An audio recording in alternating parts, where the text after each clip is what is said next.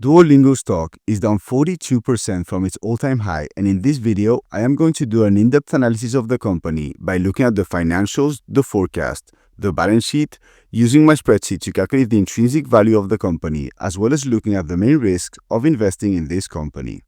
Duolingo has grown revenue very rapidly in the past 6 years, as their revenue has gone from $60 million to $885 million currently. In terms of their profit, they achieved net income profitability a couple of years ago, and they are currently doing $117 million in net income. And one thing that I really like about this company is that their free cash flow is even higher. As you can see, they are currently doing $328 million in free cash flow, and they have been free cash flow positive for the past 5 years. Moreover, they have fantastic margins, as their gross margin has been at around 72% in the past 5 years, and their free cash flow margin is currently at around 37%. And analysts are expecting fundamentals to keep getting better and better. As far as revenue, they are expected to reach $1.6 billion in 2027. And as far as EPS, they are expected to reach $6.41 per share again in 2027.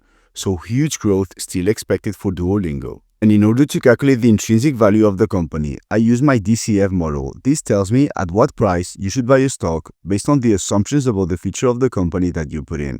I did a 7-year analysis with low, middle, and high assumptions. And as you can see, the intrinsic value according to my low assumptions is $138 per share, middle $230, and high $372.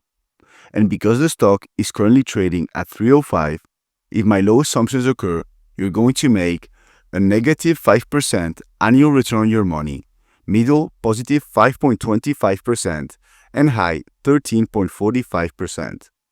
And I believe my assumptions are reasonable. I have the company growing revenues between 10 and 20% for the next 7 years, averaging a profit margin and free cash flow margin between 30 and 40%, which is what they have been doing, and I assigned a PM price to free cash flow at the end of the 7 years of 18, 20, and 22.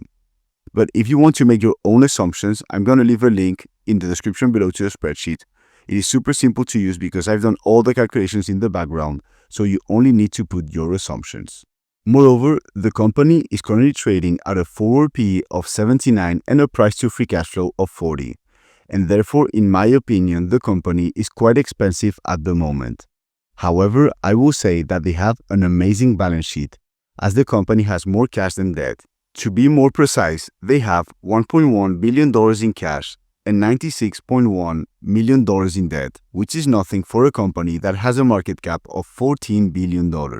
In my opinion, the main risk of investing in Duolingo are the competitive threats, especially from AI/translation features.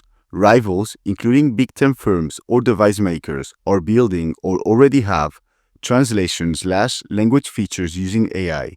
For example, Apple adding live translation to its devices is a big competitive threat, and if such features become good substitutes, Duolingo could lose users. However, their platform is really great. As we can see, monthly active users haven't stopped growing, and they are currently growing it at around 30%, and daily active users is growing even faster.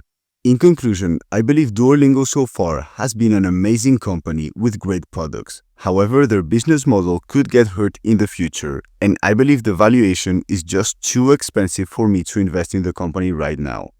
I hope you found this video valuable. Let me know what you think about Duolingo stock in the comments, and I'll see you in the next one.